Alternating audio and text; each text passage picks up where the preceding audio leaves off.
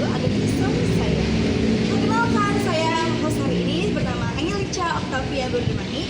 Dan saya tentunya tidak akan sendiri ya teman-teman. Saya didampingi oleh 5 kakak-kakak cantik. Wow. Nah, sebelum itu mereka akan saya kenalkan dulu ya. Yang pertama ada Kak Ayu. Halo. Aduh, cantik banget ya Allah kemayunya. Baru ada yang kedua Kakak Desulia. Cetarnya. Baru ada yang ketiga Kak Yohana. Halo.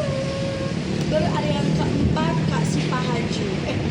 Kenalan Kak Sipahaju maksudnya. Kayak kembaran Kak Sira. Halo Kak Sipa. Baru ada yang terakhir nggak kalah cantik juga ada Kak Nur. Baik guys, sekian dulu dari kenalan kami.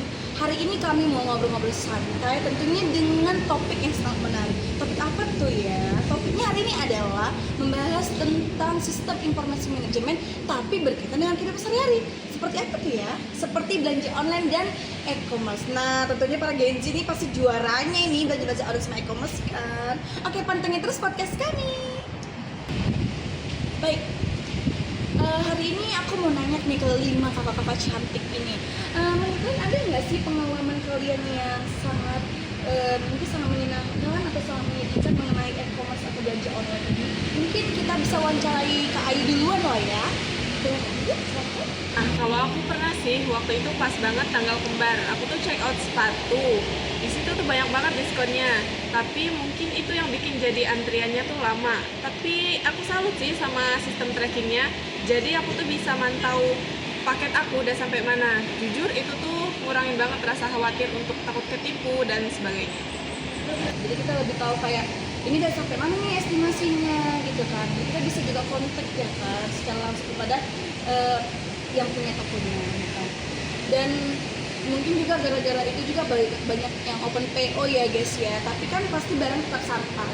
Seperti kata-kata itu kayak pelan-pelan tapi pasti gitu loh Kak. Oke. Selanjutnya kita mungkin wawancarai ke Kak Desil yang cinta menggahana hari ini. Aku sih lebih soal keamanan kan. Kan aku pernah ya beli komponen laptop yang harganya lumayan mahal gitu kan. Rasio.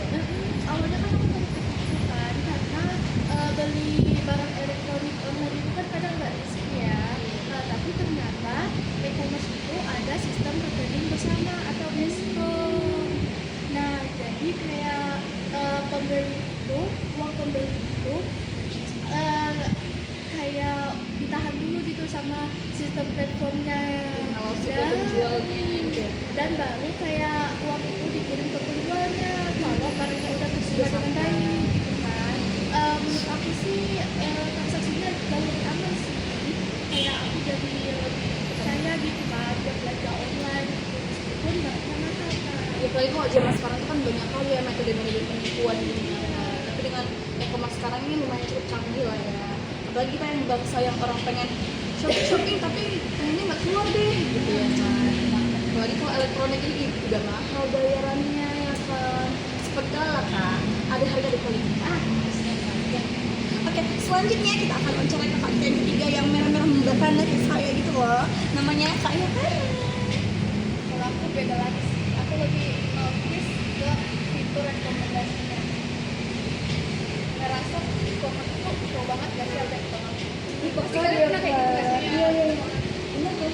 Karena aku coba nyari sekali itu baju. Tiba-tiba berendah full dengan baju yang mirip-mirip itu yang pengen aku cari. Tapi kadang ngerasa serem banget gak sih? Kayak, Tadi bisa tahu gitu. oh iya, benar. Padahal kan manusia ya kakak abang itu ya. Tapi di sisi lain fitur itu membantu banget apa yang pengen kita cari dan pas. Iya, jadi kita kayak nggak kebingungan gitu ya kan. Bahkan kalau kita sekali cari misalnya sekali kita bilang gamis gitu ya kan, muncul semua gamis gitu kan.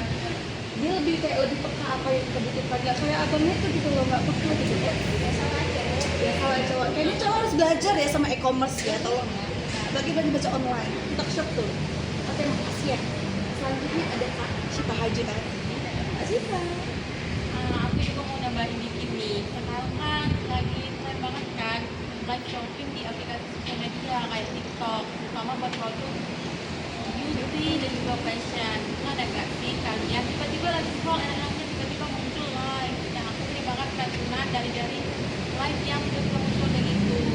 Menurut aku ini sistemnya keren banget sih karena real time. Tadi kan kita nanya tentang produknya ke bosnya dan kita langsung tahu tentang detail produknya saat itu juga kan.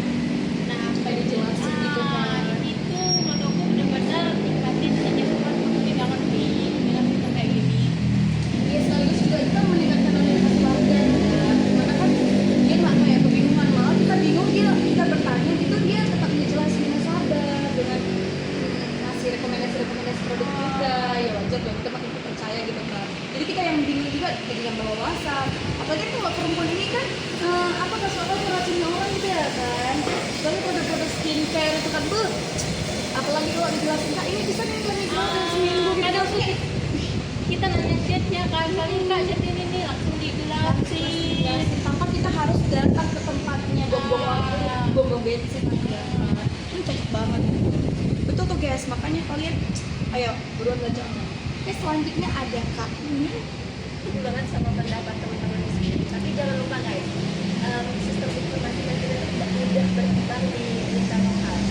Misalnya siswa yang lokal, desa lokal di sebuah kota, mereka itu udah nerapin sistem informasi manajemen dalam pengaturan produk mereka.